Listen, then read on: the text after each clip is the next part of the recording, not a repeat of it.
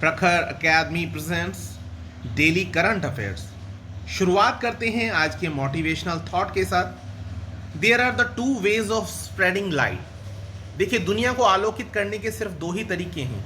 या तो आप खुद सोर्स हो सूरज की तरह कि आप अपना जो प्रकाश है खुद से बना पा रहे हैं और उस ज्ञान से सारी दुनिया को प्रकाशित कर सकें। दूसरा तरीका यह है कि जैसे सूरज की रोशनी को किसी सरफेस से अगर रिफ्लेक्ट किया जाए तो वो रिफ्लेक्टेड जो लाइट होगी उससे भी दुनिया को प्रकाशित किया जा सकता है। तो कहने का तरीका ये, या तो आप बहुत ही ब्रिलियंट हो या फिर आपने किसी से शिक्षा को ग्रहण किया, आपने वो एजुकेशन प्राप्त की और उसके बाद आप दुनिया को उसी एजुकेशन के बेसिस पर, उसी पावर के बेसिस पर लोगों को एनलाइटन करते हैं। तो यही दो तरीके होते हैं दुनिया में दुनिया को प्रकाशित करने के। चलिए इसी के साथ हम शुरू करते हैं अपने क्वेश्चन के साथ। पहला प्रश्न है, ल्हासा गोंगर एयरपोर्ट जो हाल ही में चर्चा में रहा वह किस देश में है? तो ये कहाँ पर है?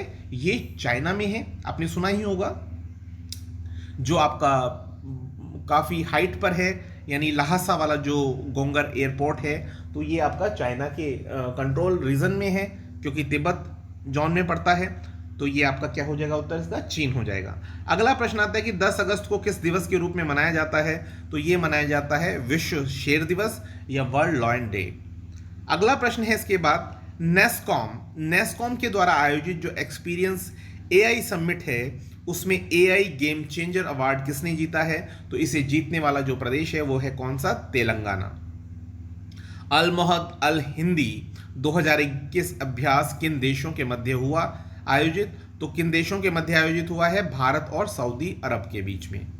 भारत में सार्वजनिक क्षेत्रों में बैंकों का लगभग कितने प्रतिशत लेन देन डिजिटल माध्यम से होने लगा है? तो ये कितना हो गया है? 72% डिजिटल लेन देन हो रही है। देखिए, पहले लेन देन के तरीके क्या होते थे? या तो कैश में या फिर उसके बाद आपका इंस्ट्रूमेंट जो चेक इंस्ट्रूमेंट होता है उसके बेसिस पे, और धीरे धीरे चीज़ें बढ़ी। अब जैसे आरटीजीएस, नेफ्ट जो भी डिजिटल है, जैसे कि पेटीएम के थ्रू आप करते हैं या यूपीआई के थ्रू जो भी आप कर रहे हैं पेमेंट डिजिटल, तो वो सब काउंट कर रही है 72% अप्रॉक्स।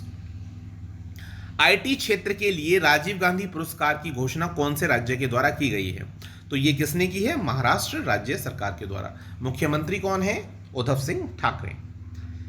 किस यूटी या केंद्र शासित प्रदेश में नागरिकों के लिए इनर लाइन परमिट को समाप्त कर दिया गया है? तो आपको पता होगा, जो ये आपके स्पेशल कहते हैं उसको, स्पेशल इनके पास पावर्स थी स्टेट्स, तो वहाँ पर क्या है कि जाने के लिए एक परमिट की रिक्वायरमेंट होती थी, इनर लाइन परमिट की, चाहे वो देश के ही लोग हों या फिर बाहर से आने वाले जो लोग हैं, जो सैलानी होते हैं। तो लेकिन अब ये ज़रूरत जो है ये ख़त्म हो गई है, क्योंकि इस परमिट को समाप्त कर दिया गया। यानी कोई भी जाकर के वहाँ पर अब घूम सकता है। उसका कोई ड्यूरेशन होता है, तो वो ड्यूरेशन में आप वहाँ पर घूम सकते हैं। शरण्या शशि का अभी हाल ही में निधन हुआ है, वे कौन थी? तो वो एक अभिनेत्री थी। अगला प्रश्न है, भारतीय वायुसेना ने सबसे ऊंचा mobile air traffic control tower कहां पर बनाया है? तो ये कहां बनाया गया? ऊंचाई से ही आप अंदाजा लगा सकते हैं ये कहां बना है, आपका लद्दाख में। वन धन योजना के तहत किस राज्य ने 7 राष्ट्रीय पुरस्कारों को जीता है? तो ये कौन सा स्टेट है? ये है नागालैंड स्टेट। अगला प्रश्न है कि how many appellate tribunals will be एबोलिश्ड under the tribunal reform bill 2021? Detail तो मैं बाद में बताऊंगा आपको, आप ये समझ लीजिए जैसे बहुत सारे जो ट्रिब्यूनल्स थे तो उनको आपका एबोलिश कर दिया गया है। तो वो कितने हैं? वो हैं 9। तो उनके कामकाज को कौन देखेगा? बट ऑब्वियस हाई कोर्ट को या किसी निजी संस्था को वो सौंप दिए जाएंगे। तो बहरहाल कितने हैं ट्रिब्यूनल्स? 9। किस राज्य सरकार ने फेसलेस सेवा प्रारंभ की है? तो ये दिल्ली राज्य सरकार परिवहन विभाग के द्वारा की गई है। मुख्यमंत्री कौन है? अरविंद केजरीवाल जी।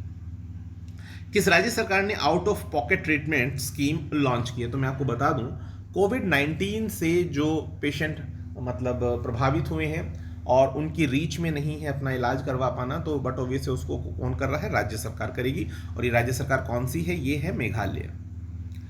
और अगला प्रश्न है, वैश्विक युवा विकास सूचकांक में कौन सा देश शीर्ष पर रहा है?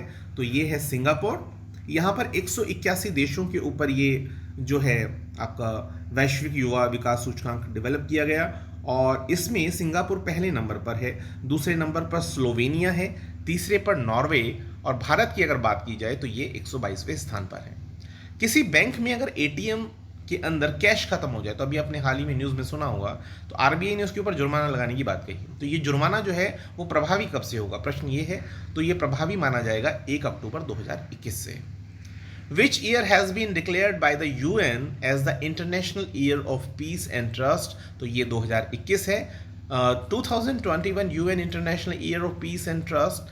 The United Nations has declared 2021 as the International Year of Peace and Trust (IPT) to reaffirm that UN's role to settle disputes peacefully. तो यानी UN का कहना ये है कि हम लोग स्टैंड कर रहे हैं और जितने भी मसले हैं दुनिया के उन सबको पीसफुली हम निपटा रहे हैं। चलिए अगले प्रश्न पर आते हैं। अर्जेंटीना के एक फुटबॉल खिलाड़ी हैं जिनका नाम लियोनेल मेसी है और लियोनेल मेसी ने अभी बार्सिलोना जो क्लब है उसके साथ करार खत्म होने के बाद किस फुटबॉल क्लब के साथ वो गए हैं, ये शामिल हो रहे हैं? तो वो है पेरिस सेंट जर्मैन। जुलाई माह का ICC player of the month किसे नामित किया गया है? तो आपको पता ही होगा कि स्टेफनी टेलर हैं और शाकिब अल हसन हैं। ठीक है।